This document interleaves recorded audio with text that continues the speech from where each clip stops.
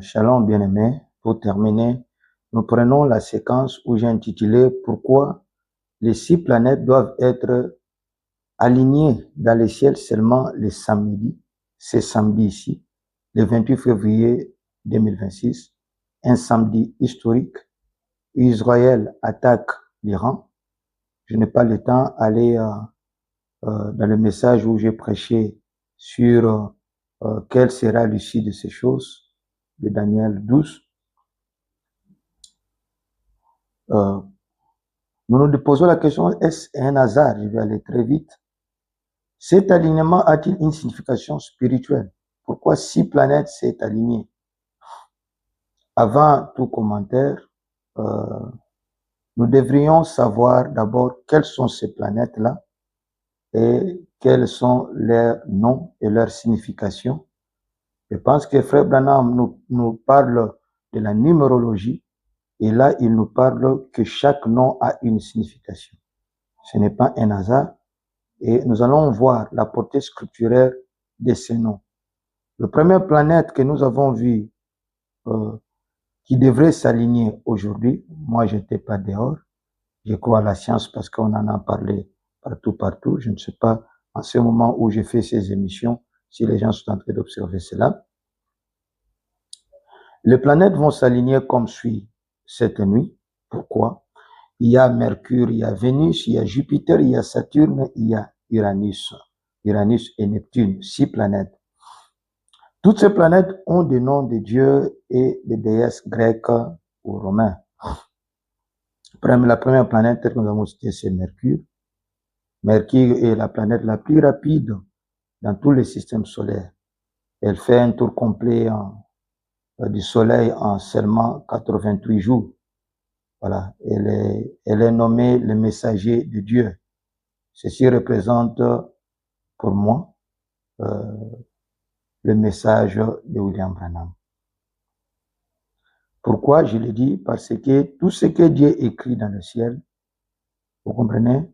Dieu écrit sa parole dans le ciel, comme il écrit dans une pierre, comme il écrit en papier. Et tout ce que Dieu fait dans le ciel annonce la parole de Dieu. Pourquoi seulement cette planète, Mercure, vient en première position dans cette constellation, alors que c'est la planète la plus rapide de ces systèmes. Voilà. Si vous lisez « Dieu ne juge pas un homme sans d'abord l'avoir averti », paragraphe 73, Frère Branham dit « Le message est donc urgent et le temps est proche, ne vous amusez pas là avec d'autres choses. » Donc le message est urgent. Le message est représenté par l'aigle. Et vous savez la vélocité de l'aigle. L'aigle est l'animal céleste le plus rapide. Donc, nous passons directement. Deuxième planète qui sera dans cette constellation, c'est Vénus. Vénus représente la beauté féminine. Donc, pour moi, Vénus représente le pouce du Seigneur là dans le ciel. Ces hommes disent que c'est les déesses de l'amour, de la beauté et de la fertilité. Voilà. Si, on dit que dans la nuit, elle est la plus brillante des autres. Voilà pourquoi elle reçoit le nom de la déesse romaine d'amour et de beauté. C'est ce que ces gens disent. Dans la de l'église de Thyatire, paragraphe 78, vous allez voir Frère Branham qui nous montre, je descends un peu plus bas, que l'Empire romain, quand ils sont passés du catholicisme, plutôt quand ils sont passés de l'Empire romain politique à l'Empire romain ecclésiastique, c'est-à-dire au catholicisme, ils ont tout simplement enlevé Vénus pour élever Marie. Donc, Vénus représente Marie pour le paganisme romain. Voilà. Donc, pour moi, Vénus représente l'épouse, comme Marie, qui devait donner naissance à l'enfant Christ, parce que Vénus représente le déesse de fertilité, la beauté de la femme et le déesse de fertilité. Voilà.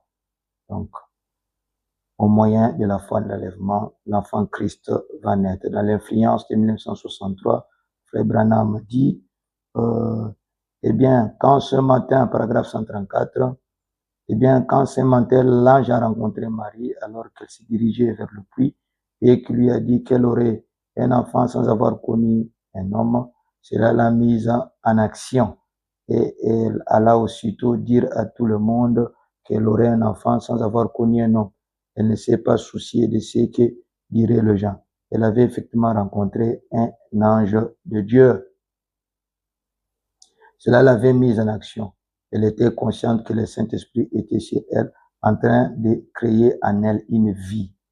Voilà. Si seulement nous pouvons en être conscients que le Saint-Esprit est sur nous, en train de créer en nous la foi, cherchant à se présenter de diverses manières et par divers dons. Voilà, il cherche à créer en nous la foi et ainsi de suite. Et le Saint-Esprit cherche à créer en nous la foi aussi de l'enlèvement. Donc, Branham compare toujours l'épouse à Marie. Ça, vous le savez très bien. Je suis en train de passer rapidement. La semence ne ride pas avec la balle de 1965, paragraphe 5.1. Remarquez, dans l'âge pentecôtiste, à travers l'âge luthérien, à travers l'âge wesleyen, il y a eu les mêmes choses à travers cet âge pentecôtiste. Notez maintenant, mais à l'ouverture du 7e soir, Apocalypse 10, la parole entière doit être à nouveau manifestée et confirmée par l'Esprit de Dieu dans toute sa force, comme elle a été quand elle était ici sur terre, manifestée de la même manière, faisant les mêmes choses qu'elle a faites lorsqu'elle était ici sur terre. Donc, l'épouse aussi, qui est le véritable Vénus, doit donner naissance à Christ, la parole, selon Apocalypse 12, vous voyez, et cet enfant qui va venir selon Apocalypse 12, qu'est-ce qui est dit dans Apocalypse 12? Sera le Jupiter, parce que c'est la troisième planète qui entre en jeu, c'est Jupiter. Jupiter est baptisé du nom du roi, du dieu romain, parce qu'elle est la plus grande du système solaire. Vous comprenez? Donc, il est le roi de tous les dieux. Et nous savons que nous sommes un royaume de Dieu. La Bible dit que vous êtes de Dieu, cependant vous mourrez comme des fils des hommes. Et notre roi, Jupiter, c'est le Seigneur Jésus-Christ. Voilà, toutes ces choses dans les ciels et sur la terre, même dans les mythologies et tout, Dieu fait que tout concourt en son bien, au bien de ceux qui aiment Dieu, et ce n'est pas un hasard. Ceci montre que l'enfant qui va naître de l'épouse, comprenez, c'est le roi de tous les rois, le plus grand roi qui va dominer les tout. Si vous lisez l'Apocalypse 12 à partir du verset 1 jusqu'en bas, vous allez voir que le dragon cherchait à dévorer l'enfant que l'épouse allait donner naissance. Voilà. Ça qui a entraîné les tiers des étoiles, ainsi de suite. Et Apocalypse 12, 5, il est dit, elle enfantant, c'est-à-dire la femme, un fils qui doit paître toutes les nations avec une verge de fer, et son enfant fit enlever vers Dieu et vers son trône. Donc l'épouse donnera naissance réellement à Jupiter. La quatrième planète qui entre en jeu sur la planète Saturne, voilà, ces gens disent cette planète doit son nom au dieu romain de l'agriculture, de son attribut de fossiles pour l'attribuer la protection des sémailles. Voilà, donc Saturne veut dire dieu de l'agriculture, voilà, montrant que la venue du Seigneur ou la venue de Jupiter, vous voyez, vient avec la grande moisson. Vous voyez, si vous lisez l'Apocalypse 14, 16, là il dit, celui qui était assis sur la nuée jeta sa fossile sur la terre. Nous savons que nous sommes au temps de la moisson. Et la terre fut moissonnée. Un autre ange qui avait autorité sur le feu sortit sur la terre et s'adressa d'une voix forte à celui qui avait la fossile tranchante, disant, lance ta fossile tranchante et vendange les grappes de la vigne de la terre, car les raisins de la terre sont mûrs. Voilà. Donc, nous sommes dans les temps de la moisson, dans les chefs-d'œuvre, paragraphe de Saint-Neuf, que personne n'attend de trop longtemps, Seigneur. On dirait que c'est terriblement proche. La moisson est vraiment mûre. La grande moissonneuse de Dieu parcourra le pays un de ces jours le brin de paille vont voler de tous côtés, mais le blé sera rassemblé au grenier, enlevé, parce qu'en lui se trouve la vie. Voilà. Donc, cinquième planète qui entre en jeu, c'est Uranus. Voilà, ceci fait référence au dieu grec du ciel, Uranus, qui est le père de Chronos, Saturne, Chronos c'est Saturne, et le grand-père de Zeus, qui est Jupiter. Bref, c'est la tribu de Dieu en tant que père. Comprenez? Qu'est-ce que le père va faire? Qu'est-ce que le père va faire? Sixième planète qui entre dans l'action, le dieu romain assimilé à Poséidon, pour le grec dieu dominant sur le mer et les océans. Bientôt, le Seigneur Jésus-Christ donnera toute sa puissance au Père. Il réunira tout son pouvoir et Dieu lui-même sera le vrai dominateur des peuples habitants sur la terre. Apocalypse 7, 9, vous allez le voir. Après cela, j'ai regardé et voici, et toute une foule qu'on pouvait compter de toutes nations, de toutes tribus, de toutes langues et tout. Et nous savons tous que le peuple représente les eaux. Et alors, le Dieu,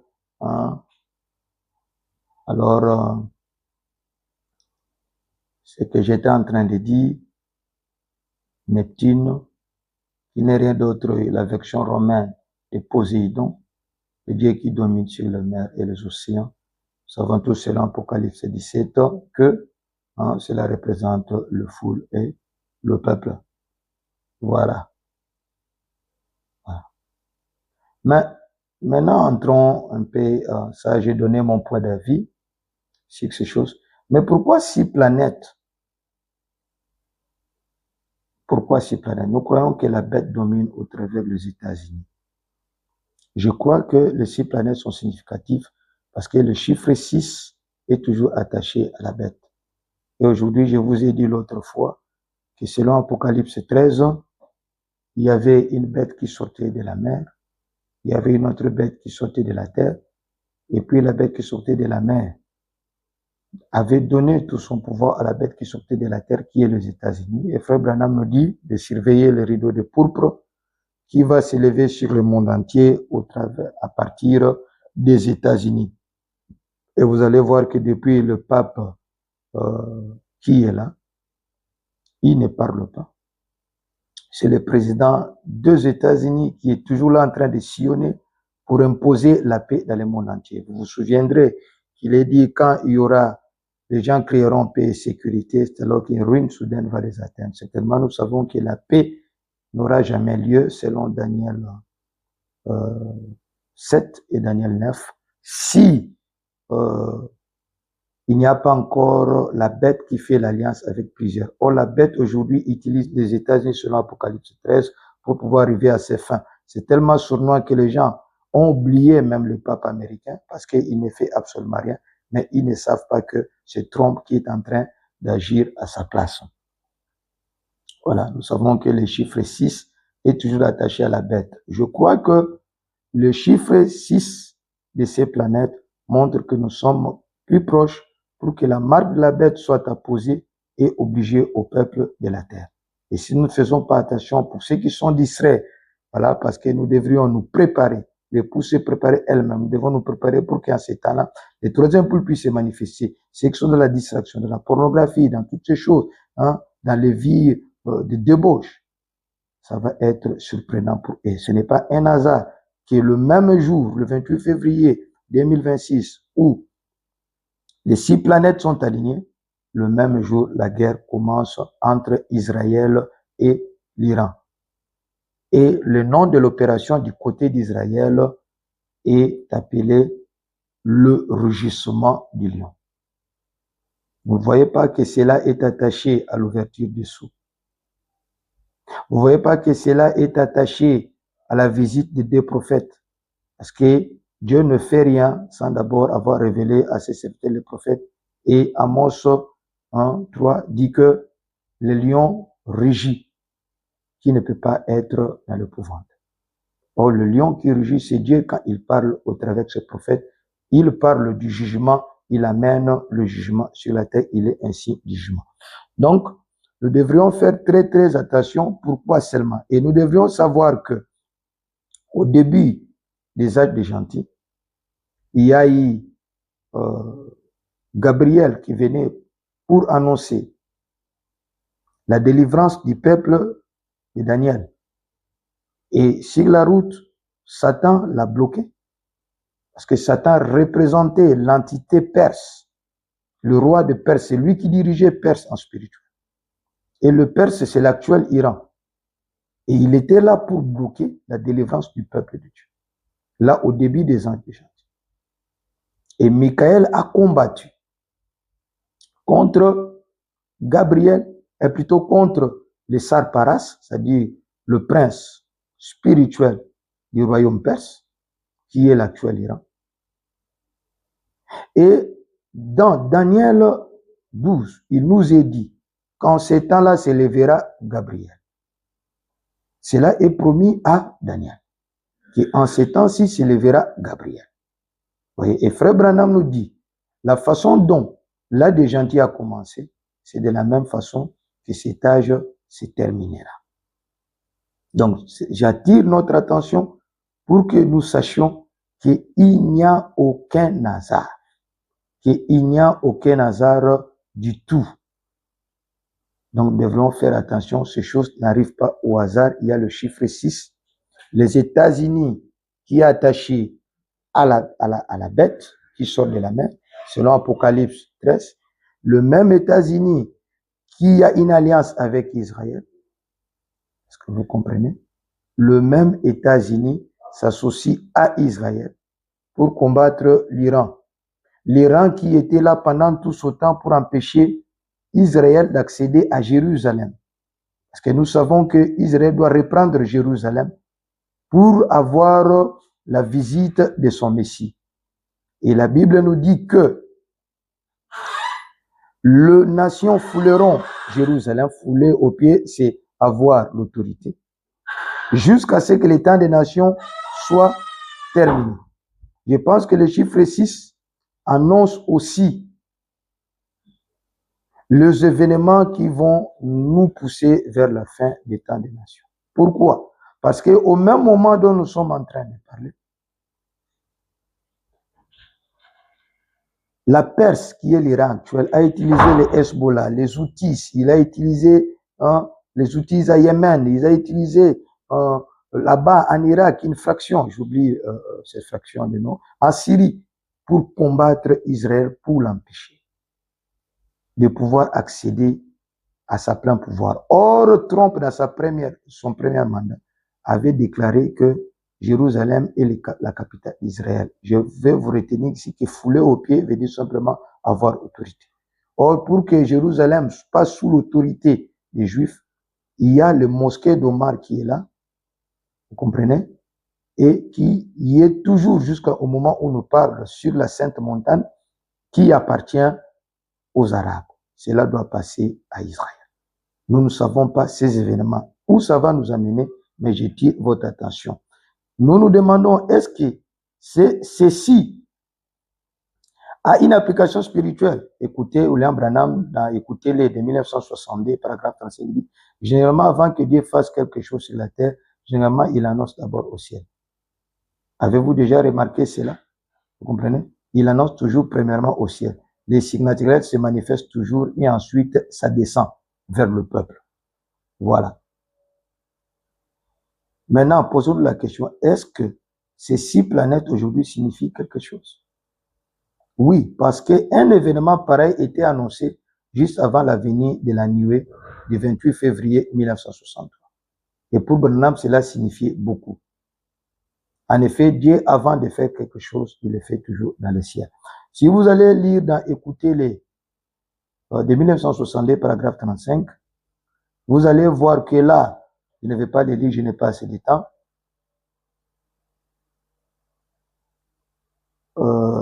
Plutôt, n'est-ce pas moi qui t'envoie de 1962, paragraphe 1222, et plutôt paragraphe 122, Frère Branham montre qu'il y avait un phénomène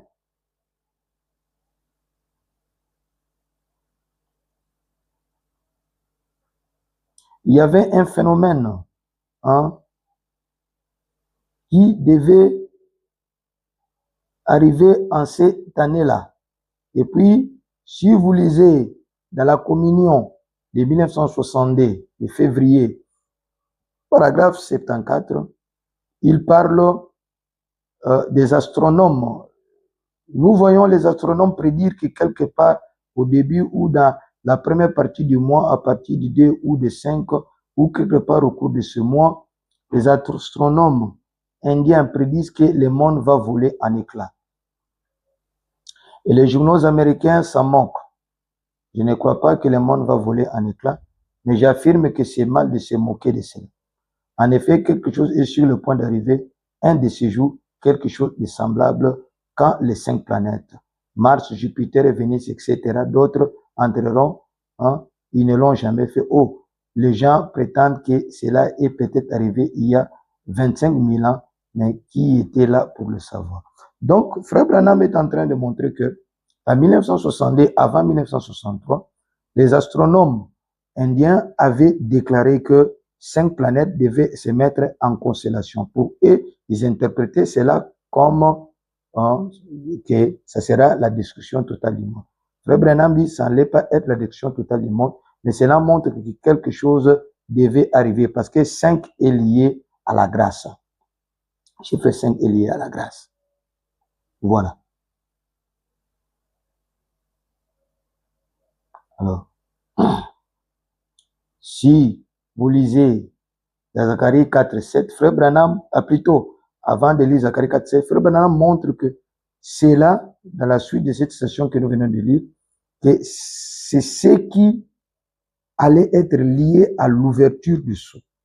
Or, l'ouverture du sceau, c'est exactement la pierre des fêtes qui descend selon Zacharie 4, 7, qui crie grâce, grâce pour elle. Or, le chiffre de grâce, c'est le chiffre 5. Si vous lisez dans Zacharie 4, 7, vous allez le voir, je n'ai pas le temps. Voilà, qui posera la pierre principale au milieu des acclamations, grâce pour elle, c'est-à-dire la venue de la pierre de fête, qui est liée à la grâce. Voilà. Maintenant, montre, toujours dans la communion, de 1962, paragraphe 75, je prédis que ceci a une application spirituelle. Je crois que c'est la venue de l'issue de Dieu. Souvenez-vous, je parlais, Daniel a dit, Seigneur, que sera l'issue de ces choses, la fin de ces choses. Branham dit que c'est là une application spirituelle, c'est qu'ils ont vu les 5 constellations, 5 planètes qui devraient s'aligner en constellation. Vous comprenez? Avant l'avènement du 28 février, entre guillemets, 1963, la descente de l'ange, de la nuée. Branham dit, je crois que c'est une application spirituelle. Je prédis que c'est une application spirituelle. Je crois que c'est la venue de l'issue de Dieu et que la grande révélation de la parole sera ouverte pendant ces temps-ci. Voilà la raison du chiffre 5. Maintenant, quelle est la raison pour le chiffre 6? Vous comprenez? Voilà. Il parle là, souvenez-vous des 3 étoiles qui étaient entrées dans l'orbite dans la naissance de Jésus-Christ. Et cette fois-ci, ce n'est pas 3, c'est 5. C'est la grâce, le nombre de la grâce. 3 est le nombre de la perfection. 5 est le nombre de la grâce. Il dit ainsi de suite le nombre de la grâce. S'il Dieu envoie sa puissance à l'église, ce sera par sa grâce. Nous savons que l'ouverture de la parole, la venue de la puissance vivifiante est venue avec la nuée. Ça ne sera pas à cause de l'obéissance des gens, comprenez, mais ça sera par la grâce. Voilà. Maintenant, je passe très vite.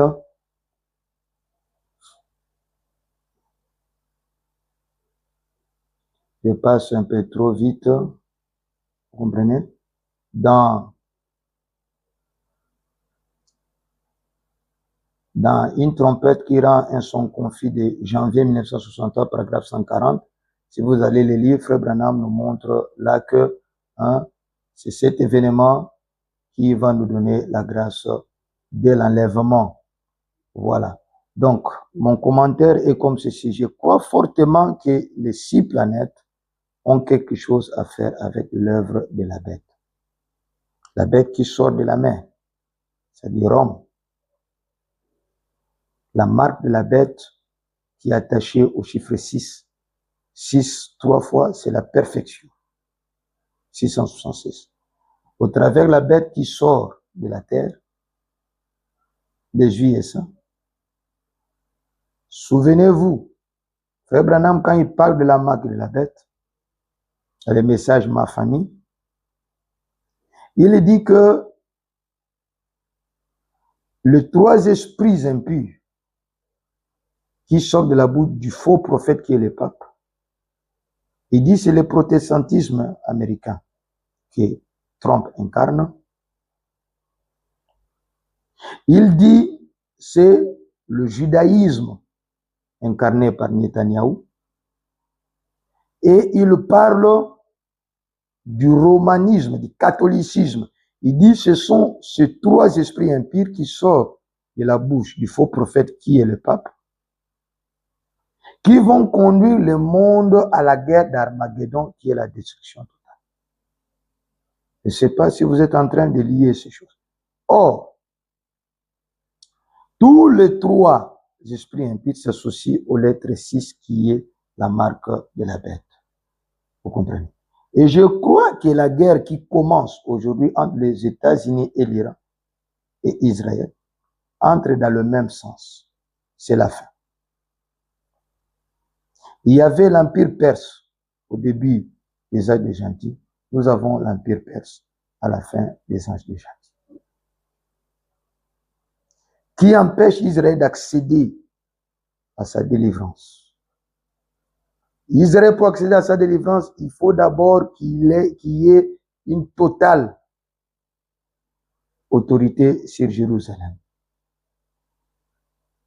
C'est ça qui marquera réellement la fin des temps des gentils. Dans Shalom Sierra Vista, juste pour parler sur le chiffre 6, dans le paragraphe Shalom du 12 janvier 1964, paragraphe 74, Branham parle de cette église romaine, la mère des prostituées, dit la Bible, l'Apocalypse, qu'elle était une prostituée, une mère de prostituées. Il continue dans la suite, il montre comment, avant que le pape puisse aller vers Jérusalem, vous allez les lire, je n'ai pas le temps pour cela, vous conduisez paragraphe 74, paragraphe 75, Frère Branham nous montre que, avant que le pape puisse aller vers Jérusalem, juste en ce moment-là, il y a eu l'éclipse lunaire qui est passé par 6 phases.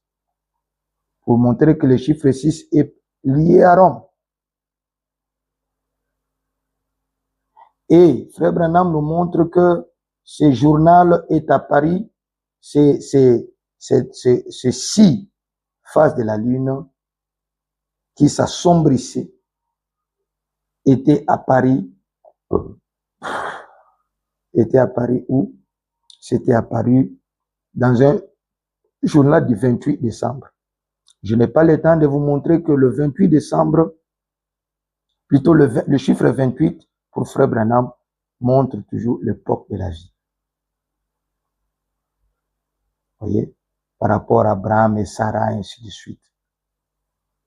Nous savons toujours qu'une prophétie a souvent double application ou multiple. Nous savons que quand le pape est allé à Jérusalem, dans ces messages où Frère Branham parle de cela, Frère Branham, dès le paragraphe 79, et n'est-ce pas étrange que juste avant que le pape n'effectue son voyage pour Jérusalem, la ligne dans les cieux s'est complètement obscurcie. Nous savons que d'un autre côté, il y a l'obscurcissement total pour le monde qui arrive, et de l'autre côté, il y a la vie qui arrive pour l'épouse. Parce que l'obscurcissement total, Frère Branham montre dans ce message Shalom, qu'est-ce que ça fait? Ça pousse toujours. Quand, dans le crépuscule, la nuit devient très sombre, c'est parce que la lumière qui est en train de pousser le ténèbre. Je crois que la grande délivrance est en train d'arriver. Je crois cela de tout mon cœur. Frère Branham dit ici, il montre pourquoi ça a pris simplement 6 phases. Et je pense que le chiffre 6 est lié à Rome, est lié à la bête, est lié à la marque de la bête. Par contre, le 28, le chiffre 28, c'est une date très importante pour nous. Parce que peu importe de tergiversation en ce qui concerne les dates, c'est cette date qui a été écrite dans les journaux. Et c'est cette date, comprenez, qui représente la période de la vie. Et Jésus-Christ est la vie. Cette date est d'une importance très capitale. Parce que Dieu avait dit à Abraham, je vais te visiter à l'époque de la vie et Sarah aura un fils. Nous avons qu'à l'ouverture du sceau. C'est l'épouse qui est enceinte et la parole doit naître. Bref, il y a à manger, à boire, mais je n'ai pas le temps, je suis très fatigué. Je vous ai parlé pendant plusieurs séquences. Je suis très fatigué, c'est à vous de pouvoir approfondir ces choses, d'aller lire les citations que j'ai données. Ce n'est pas en vain que cette guerre commence aujourd'hui. Ce n'est pas en vain que les États-Unis sont liés à cette guerre. Nous sommes à un temps terrible, à un temps très sérieux. Je demande à l'épouse du Seigneur de prendre ces choses au sérieux. Ces signes, ce n'est pas en vain. Ces signes est significatif. Et bientôt, il y aura l'apposement de la marque de la bête. Et l'épouse va être traitée comme le terrorisme. Et je crois aussi que Israël et les États-Unis vont soumettre l'Iran dans cette guerre. Parce que le programme, normalement, est que tous les États terroristes qui vont empêcher cette cohésion mondiale doivent se taire. La raison pour laquelle vous allez voir les États-Unis ont même mobilisé ses militaires pour taire du terrorisme là-bas au Nigeria. Il est en train de négocier aujourd'hui au travers de l'Africom avec le pays subsahárien, je ne sais pas si on l'appelle comme ça, super francophone, le Mali, Burkina Faso, ainsi de suite, pour pouvoir participer à mettre fin au terrorisme parce que Trump veut la paix. Et la Russie, je crois qu'il va faire beaucoup de bruit, mais il ne saura rien faire parce que lui-même aussi est corrompu. Je crois parce que même l'Union européenne a été surpris que les États-Unis a passé un accord avec Poutine dans l'endroit où de l'Ukraine où la Russie occupe, un accord de 12 000 milliards de dollars. Je dis bien 12 000 milliards de dollars. Je ne sais pas si on peut appeler ça 12 quintillons ou quoi, je ne sais pas encore. Les chiffres sont difficiles, mais de plusieurs milliards de dollars pour l'exploitation de ces endroits-là. Je pense que la Russie est corrompue. Dans les pays, il n'y a que des intérêts qui comptent. Voilà, malgré les accords, et ceux qui feront beaucoup de bruit, et aussi avec la Chine, mais ils ne sauront rien faire. Je pense qu'on va soumettre, ou plutôt affaiblir cet État, pour que Israël puisse dominer réellement sur Jérusalem. Et puis, qu'il y ait la fin des temps des gentils. Donc, faisons très attention. 6 planètes, ce n'est pas un hasard. Pourquoi le chiffre 6? Pourquoi toutes ces choses? Que le Seigneur bénisse, j'ai beaucoup à dire, mais que le Seigneur bénisse et qu'il nous aide. Merci beaucoup. Shalom. Merci.